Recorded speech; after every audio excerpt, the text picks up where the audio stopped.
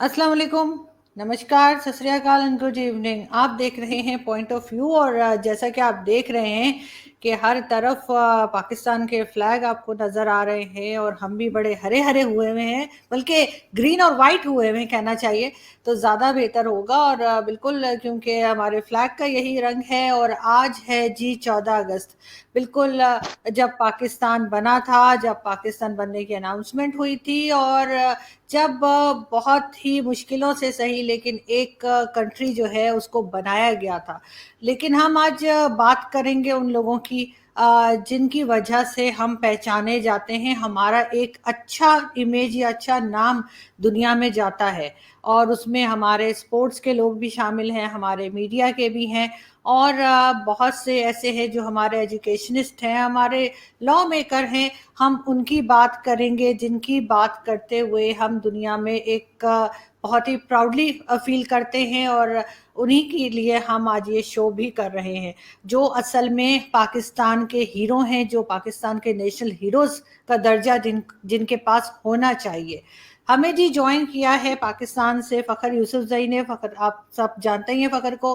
Fakhar is a journalist, अपना TV show भी करते हैं, यूट्यूब चैनल भी है और इंडियन टीवी पे भी नजर आते हैं। बहुत शुक्रिया फ़खर कि आज आपने ज्वाइन Thank किया। you very much, Arzu, and happy Independence Day to all of people जितने भी हैं पाकिस्तानी जहाँ जहाँ पे भी रहते हैं उनको हम 14 अगस्त की आज़ादी की मुबारकबाद देते हैं और साथ में बहुत सारे गिले शिकवे भी होते हैं। उस हवाले से भी यकीनन हम आज के शो में बात करेंगे, क्योंकि कल हिंदुस्तान का जश्न आज़ादी का दिन है 15 अगस्त। उनको भी हम कहेंगे इन एडवांस और पाकिस्तानी लोगों को आज कहते हैं हैप्पी इंडिपेंडेंस।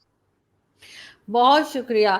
तो फ़खर हम आज बात करेंगे उन लोगों की जिनकी वजह से पाकिस्तान जो है उसका कहीं ना कहीं अच्छा नाम भी जा रहा है, वरना तो आप जानते हैं कि कई ऐसी चीज़ें हैं जिसके ऊपर पाकिस्तान में बहुत ज़्यादा काम करने की ज़रूरत है और वो हम ज़ाहिर है हम कोशिश कर ही रहे हैं। और इस 14 अगस्त की खुशियों में हम अपनी माइनॉरिटीज़ को नहीं भूलेंगे और हम पहले भी उनके लिए काम करते रहे हैं और आज भी हम यही अहद करते हैं कि हम हर जगह उनका साथ देंगे और उनकी मदद करेंगे, उनके साथ खड़े रहेंगे। अगर ये बोलूँगी तो ये एक बड़ा आम सा जुमला हो जाएगा जो हमारे लीडर्स अक्सर कश्मीर के लिए कहते रहते हैं, लेकिन हमारी जो माइनॉरिटीज़ हैं हम बिल्कुल उनके साथ हैं और हर जगह पे हम कोशिश करेंगे कि उनको जो शिकायतें हैं पाकिस्तान से या पाकिस्तान के लोगों से या पाकिस्तान की गवर्नमेंट से वो दूर की जाएं और दोबारा उनको कभी हम शिकायत का मौका ना दें। उनकी भी उतनी ही रिस्पेक्ट हो, उनकी भी उतनी ही सुनी जाए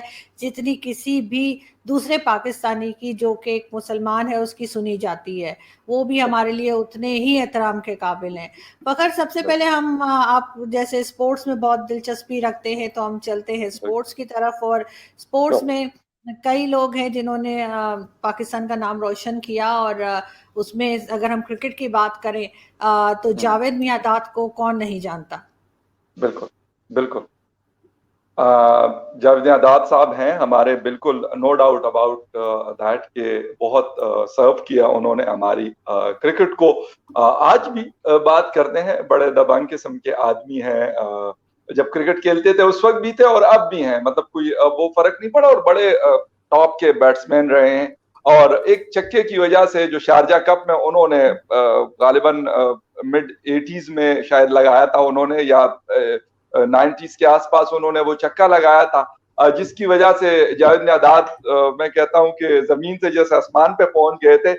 और वो जो हिंदुस्तान के बॉलर थे, आखिरी बॉल पे छक्का, तो उसके बाद तो जैसे पता नहीं क्रिकेट का वो सिस्टम ही चेंज हो गया। लोगों को ये यकीन हो गया, हालांकि पहले नहीं होता था, स्लो क्रिकेट हुआ करती थी तो मतलब 6 लगाना बहुत होता था। आजकल तो जिसे कहते हैं कि रोहित शर्मा साहब जो है वो एक मैच में 264 बना लेते हैं, तो मतलब अकेले, जिन अकेले की बात कर रहा हूं, उस वक्त 200 220 25 या 30 का बड़ा मतलब एक ह्यूज स्कोर माना जाता था।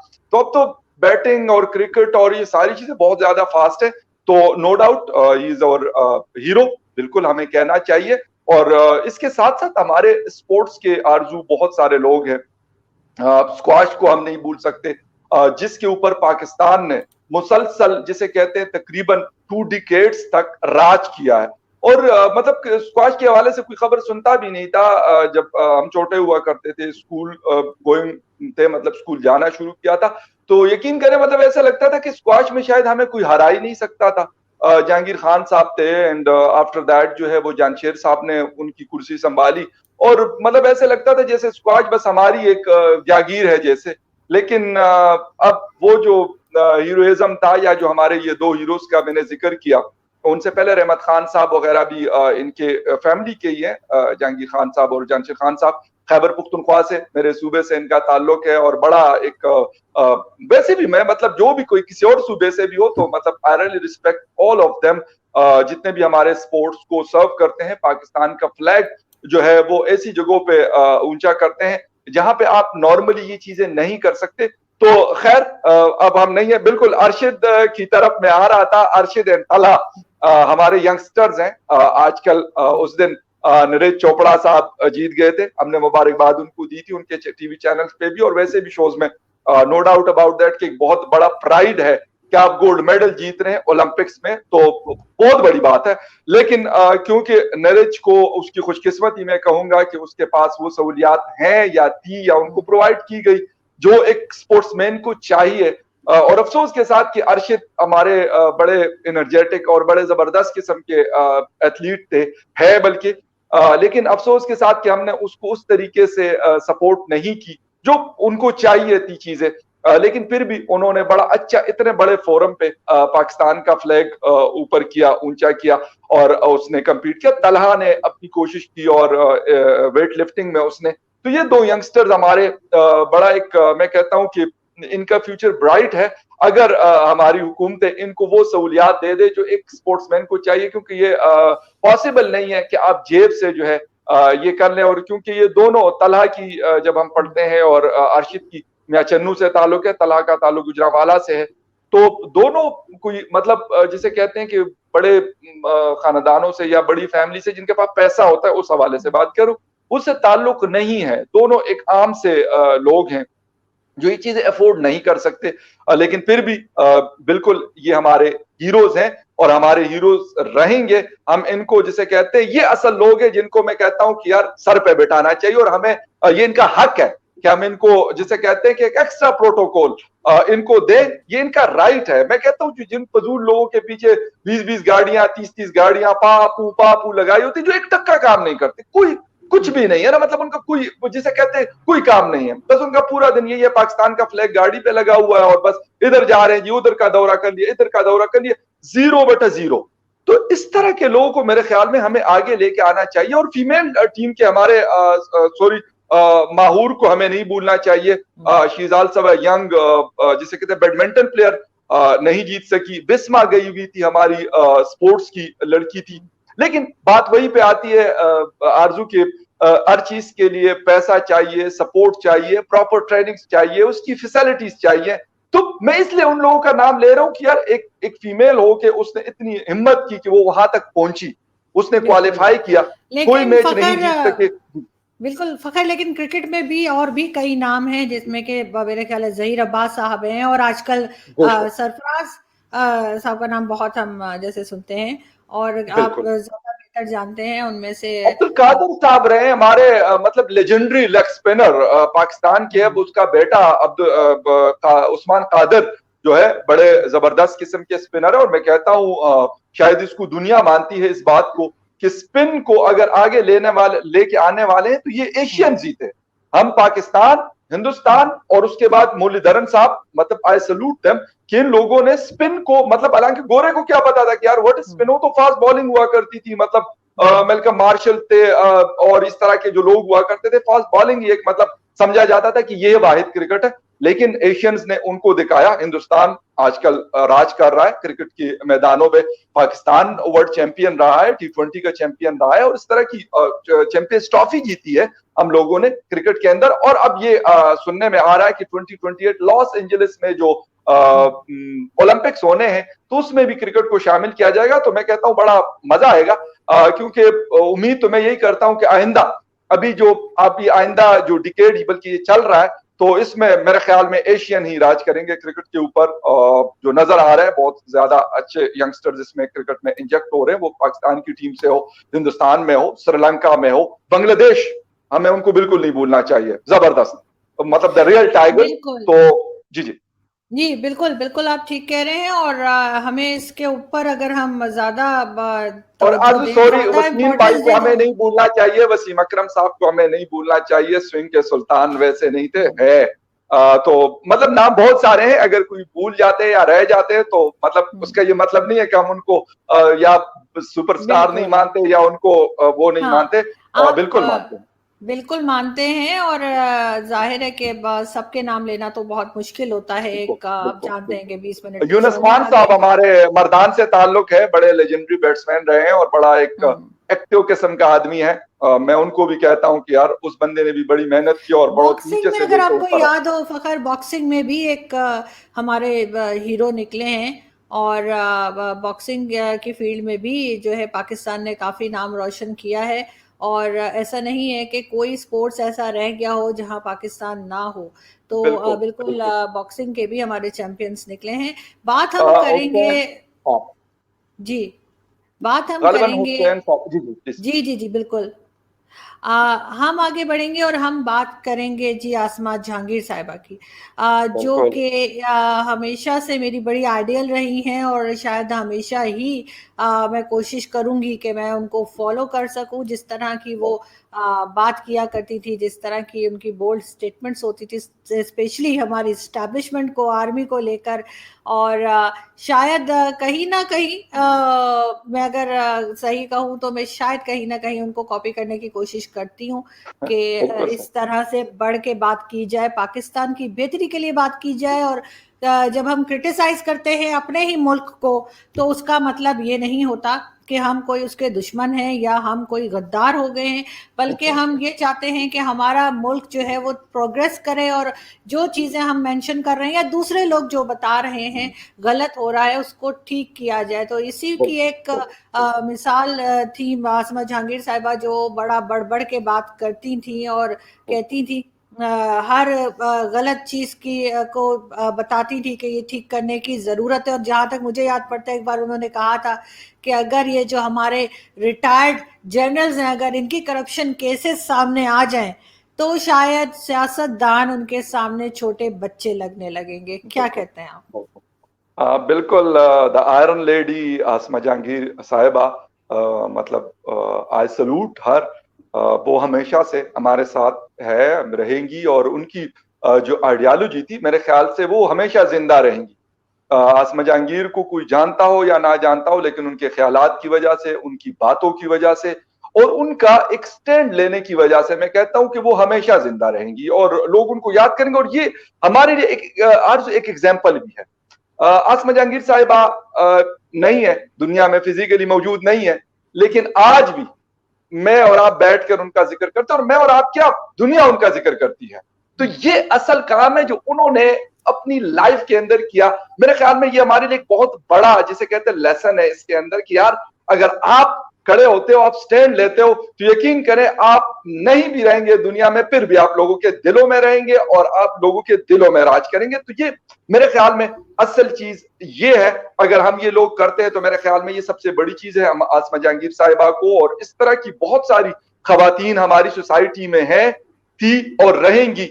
बिल्कुल हमें उनको अप्रिशिएट करना चाहिए, हमें उनके काज को आगे बढ़ाना चाहिए। बेनजीर शहीद को हमें नहीं भूलना चाहिए, एक निडर किस्म की खातून थी पॉलिटिक्स में।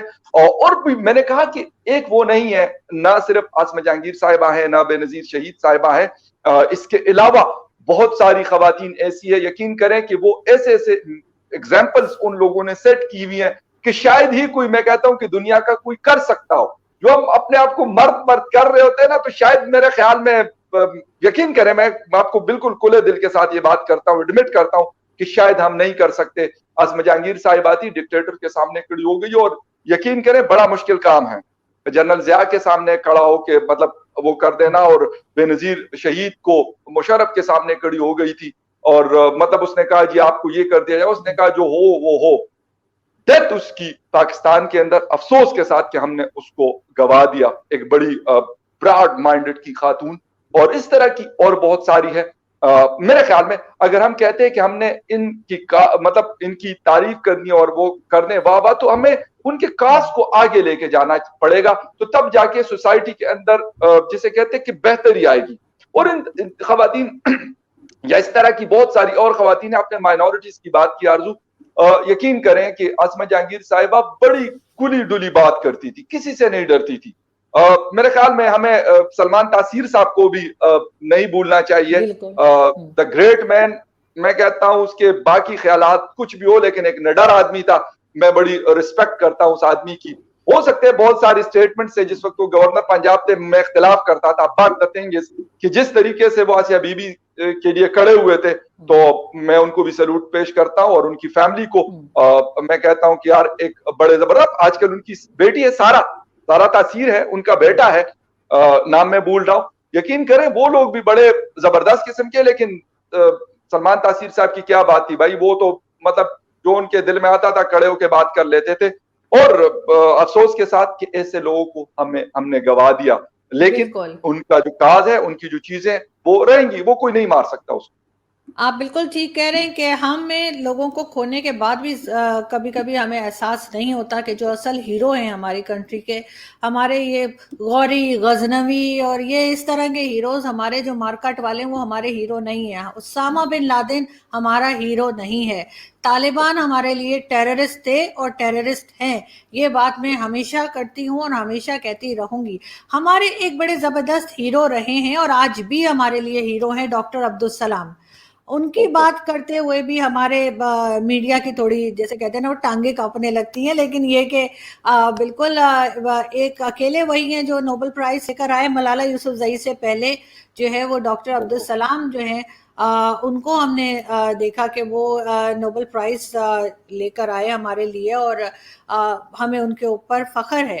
और बिल्कुल इसी तरीके से जैसे मैं आपको पिक्चर्स दिखा रही हूँ, उसमें डॉक्टर परवेज हुड भाई मौजूद हैं, किसी तारुफ के मोहताज नहीं है। डॉक्टर परवेज हुड भाई को सब जानते हैं, सब सुनते हैं। नीचे पिक्चर में आदिशिर कावस जी हमारे सीनियर जर्नलिस्ट हुआ करते थे कराची में, पारसी कम्युनिटी की तरफ से, और बिलोंग करते थे, और बहुत ज़बरदस्त और बहुत बोल्ड किस्म के थे कावस जी। और हमेशा से उनको पढ़ा, उनसे सीखा, उनसे मिली, उनसे बात की, और ये मेरे लिए एक बहुत एजाज़ की बात है कि मैं आदिशिर कावस जी से एक बार नहीं कई बार मेरी मुलाकात हुई और बहुत कुछ सीखने को मिला।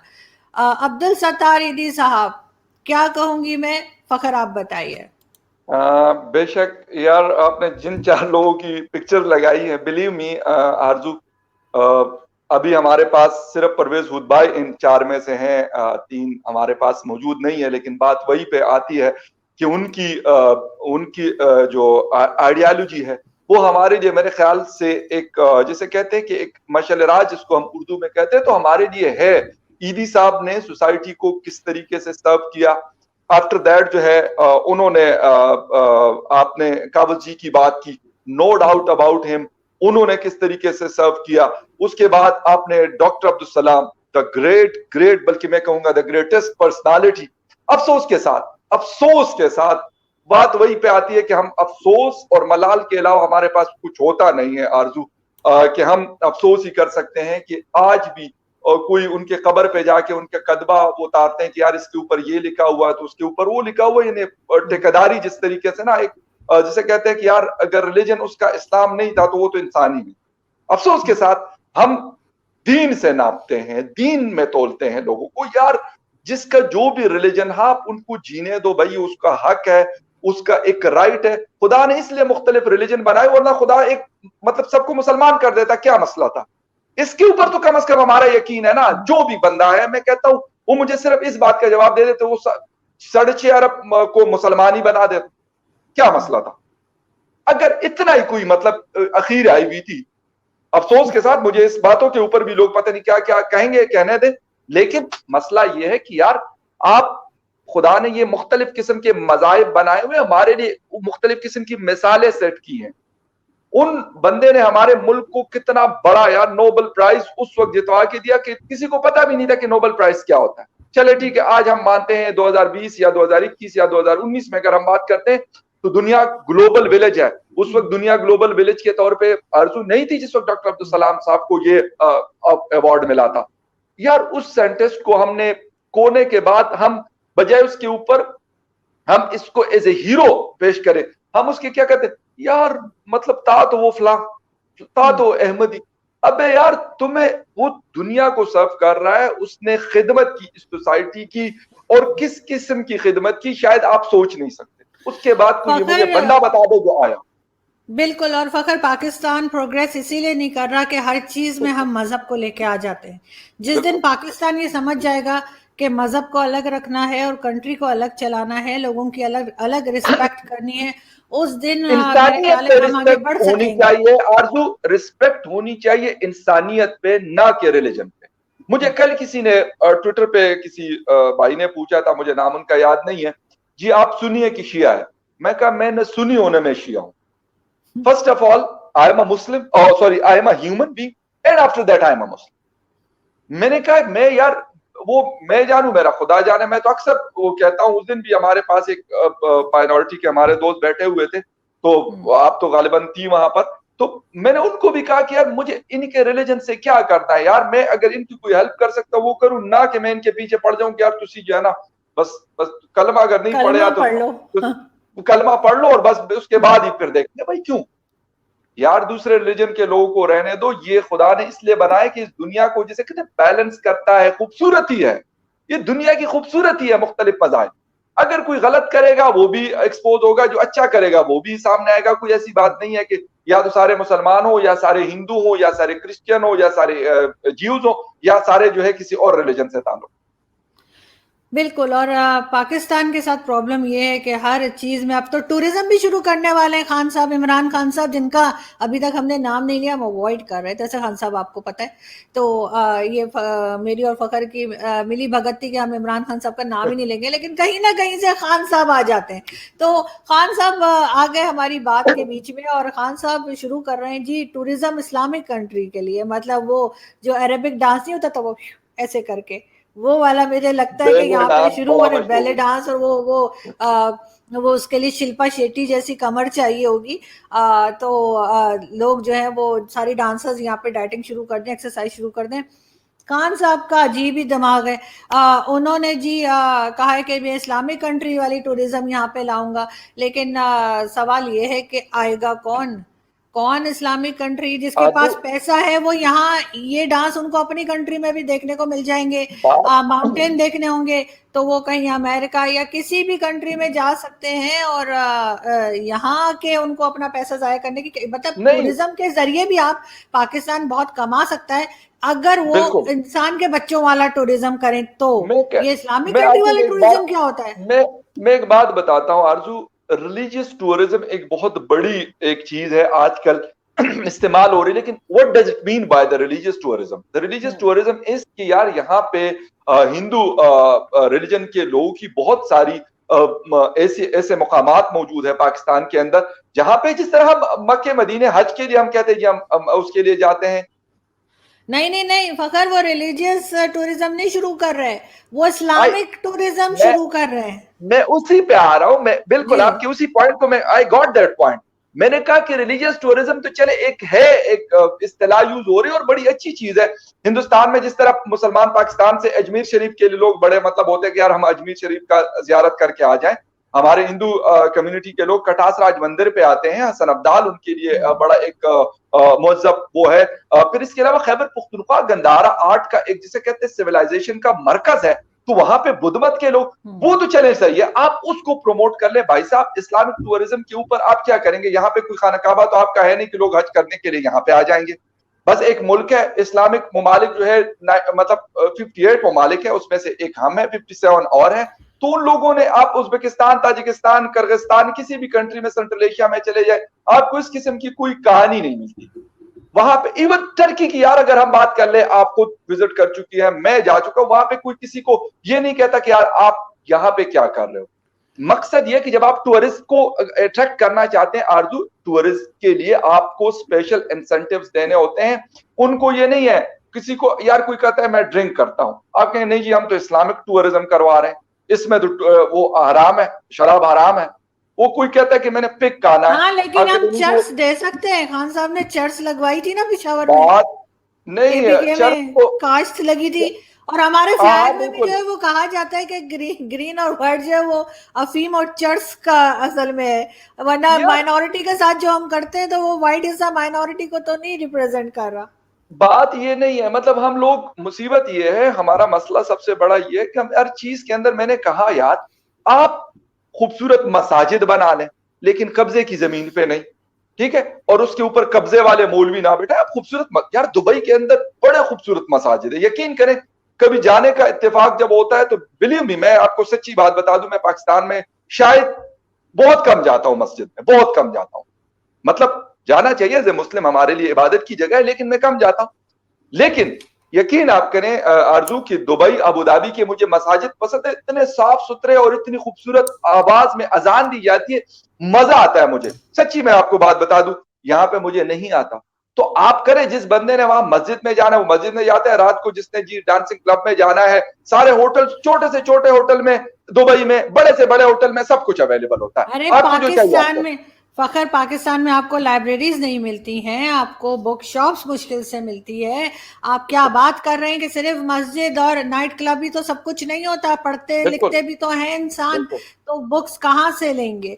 तो ओल्ड बुक हुआ करती थी जब हम लोग स्कूल कॉलेज में थे, ओल्ड बुक शॉप हुआ करती थी, और मैं तो अक्सर किताबें ओल्ड बुक हाउस से ही खरीदा करती थी। क्योंकि हमारे पास तो पैसे वैसे नहीं होते थे भाई। तो हम तो जाके ओल्ड बुक से, जो लोग अपनी किताबें, लोग भी कैसे होते, किताबें भेज देते थे लोग, तो वो किताबें लेकर और पढ़ पढ़ के लोग जो हैं वो जिन्होंने अपनी, जैसे कहते हैं कि आगे बढ़े या कुछ सीखा उन किताबों से, तो अब ओल्ड बुक हाउस जो है वो बहुत कम हो गए, ना होने के बराबर है। शायद इस्लामाबाद में 2 या 3 रह गए होंगे, एक शायद F10 में है, एक मैंने F6 या F7 में देखा, ये 3 से ऊपर मैंने देखे नहीं। लेकिन होना चाहिए, बिल्कुल होना चाहिए। और इस 14 अगस्त पे फखर एक चीज और भी, अगर हमारी गवर्नमेंट थोड़ी सी अक्ल करे तो ये भी करना चाहिए कि आप एक अच्छा मैसेज दीजिए अपने पड़ोसियों को, आप एक हाँ अच्छा मैसेज दीजिए भारत के लोगों को, एक अच्छा मैसेज दीजिए अफगानिस्तान, ईरान बिल्कुल और चाइना, जितने लोग हमारे इर्द गिर्द हैं सभी के लिए, बजाय इसके कि फिर वो चौक पे खड़े होके और कश्मीर कश्मीर कश्मीर करेंगे, और वही एक नफरत उधर बांग्लादेश से को भी एक आएगी अच्छा ऑब्वियसली। मैसेज आप जो जाना चाहिए आरजू। आप जो देते हैं वही वापस आता है, यहाँ से जो नफरत भेजी जाएगी भारत से भी उसी तरह की नफरत वापस आएगी। तो उस चीज को कहीं ना कहीं रुकना चाहिए, क्या कहते हैं आप? बिल्कुल, बड़ी जबरदस्त आपने बात की। और मैसेज मेरे ख्याल में, आपने बांग्लादेश का नाम नहीं दिया तो मैंने कहा उनका नाम मैं ले लेता हूँ। हमारे भाई थे, है और रहेंगे यार। मैं उसको ये नहीं कहता कि वो मुसलमान है तो इसलिए मैं उसको भाई कहता हूँ। बिल्कुल एक चीज थी, अलग एक मुल्क बना, मैं कहता हूँ वो और तरक्की करे। मैं प्राउड फील करता हूँ, यकीन करो। और मैं ये भी करता हूँ, मैं कहा हमें लर्न भी करना चाहिए उन लोगों से जो 1971 में उनको आजादी मिली, हमसे वो अलग हुए और आज वो कहाँ पे स्टैंड करते हैं।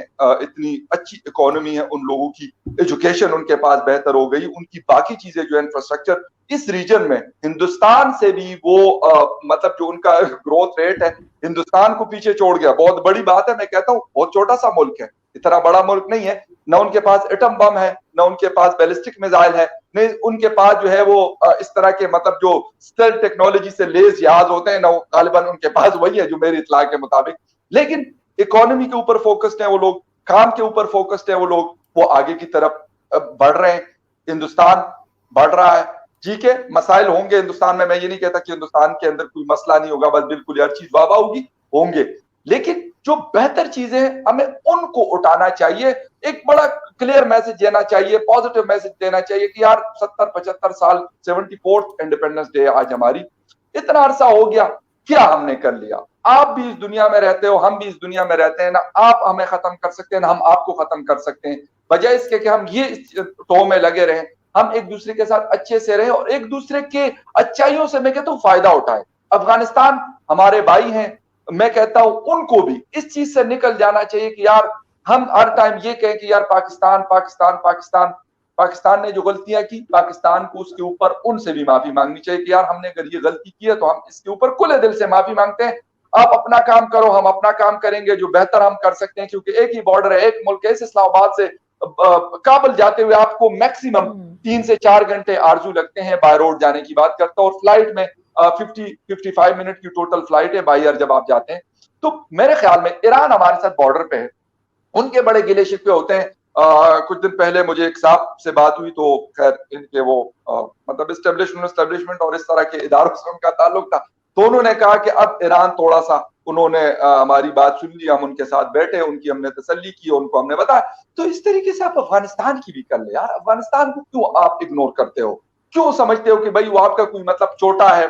छोटा नहीं है भाई, अपना एक मुल्क है, अपना एक फ्लैग है, अपना एक जिसका कहते हैं उनके लोग हैं। छोटा है बड़ा है आपका कंसर्न नहीं होना चाहिए, आप उनको कहो, आप उसी तरीके से रिस्पेक्ट दो आप जिस तरह अमेरिका वालों को देते हो, आप उसी तरह की रिस्पेक्ट दो जिस तरह दुबई और सऊदी अरेबिया वालों को देते हो, उसी तरीके से रिस्पेक्ट करो कि भाई आप हमारे उसी तरह के दोस्त हो। नहीं, बिल्कुल आप सही कह रहे हैं, लेकिन हो सकता है फ़खर जो इस्लामिक कंट्रीज का की टूरिज्म खान साहब ने शुरू करने को कहा है, तो हो सकता है इसलिए कहा हो क्योंकि आप जानते ही हैं कि पीएम हाउस को भाड़े पे देना है और जो अरब कंट्रीज है उनके पास पैसा बहुत होता है, तो खान साहब ने सोचा हो कि आएंगे तो फिर दिरहम और रियाल भी ले आएंगे, तो चलो लग गया तो मतलब घूम भी लेंगे और साथ के साथ बिजनेस भी हो जाएगा। खान साहब आजकल इकोनॉमी पे बहुत फोकस कर रहे हैं ना, लेकिन अब मुझे लगता है हमें चलना चाहिए क्योंकि खान साहब हाथ जोड़ रहे हैं कि आप मेरा पीछा छड़ दियो और तुम दोनों जो हो वो गर्क हो जाओ कहीं जाके और बस करो। तो मेरा ख्याल है कि नहीं, बिल्कुल हम आपने बिल्कुल सही। आखिर में मैं एक छोटी सी बात करूंगा, मुल्क की इकोनॉमी जो है वो आपकी हाउसेस, प्रेसिडेंट हाउसेस या इस तरह के और आपके जो एसेट्स होते हैं उसको भाड़े पे देने से आपकी इकोनॉमी नहीं चलती। खान साहब ने बेंसें भी बेच दी, खान साहब ने गाड़ियां भी बेच दी, तो क्या मतलब कर लिया वो बता देना। आज कहाँ पे हम स्टैंड कर रहे हैं, हम रिवर्स में चल रहे हैं, हम आगे की तरफ नहीं बढ़ रहे हैं। अफसोस के साथ कि वो इस बात को ना समझने की कोशिश करते हैं और ना समझते हैं। वो कहते हैं बस ठीक है यार, जो हम कहते हैं, जो यूतिया कहते हैं, बस वाह वाह उस पर होनी चाहिए। अफसोस के साथ खान साहब अपनी इस नरगिसियत से आप निकलें। आपने जो फैंटेसी की एक दुनिया बनाई हुई है ना कि आप बड़े महान हैं, कुछ भी नहीं है यार, कुछ भी नहीं है भाई। आपको पता है अपनी हैसियत का, मुझे पता है अपनी हैसियत का। अगर मैं कुछ बात करूंगा तो मैं उसके मुताबिक करूंगा। मैं जितना मर्जी झूठ तो बोल सकता हूं, बोल लूंगा।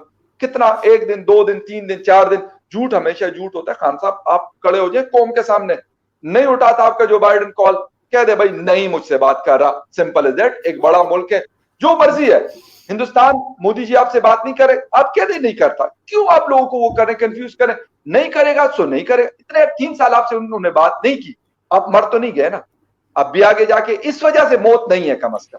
तो आप बिल्कुल लोग, आप अपने काम से काम रखें, बजाय इसके कि आप ये मतलब कभी मोदी को क्या कह रहे हैं, जो बाइडेन को क्या कह रहे हैं, कभी आपका एनएसए बैठ के रिपोर्ट की बात करता है कि इंडिया हमारे खिलाफ ट्रेंड चला रहे हैं। यार आप अपने गिरबान में झांको, आप खुद क्या करते हो, आपको क्या करना चाहिए, उससे मुल्क बेहतर होगा। इन चीजों से नहीं होगा कि आप दूसरे का शोल्डर तलाश करें, उस पर बंदूक रख के चला। बिल्कुल ठीक आप कह रहे हैं, और इसी बात पे जो है खान साहब एक बार फिर हाथ जोड़ के खड़े हैं और कह रहे हैं कि जाओ तुम दोनों। तो हम भी हाथ हम जोड़ यहाँ रहे से चलते नहीं, हम भी हाथ जोड़ते हैं खान साहब, प्लीज प्लीज हैं, प्लीज जाओ। कुछ अपनी पॉलिसीज को ठीक कर लीजिए। और आपके यूथियास फिर हमें कहते हैं यार तुम ऐसे क्यों बात करते हो, तुम लोग ये क्यों कहते हो, क्यों कहते हो, तो खान साहब प्लीज कोई तो ढंग का काम कर लीजिए।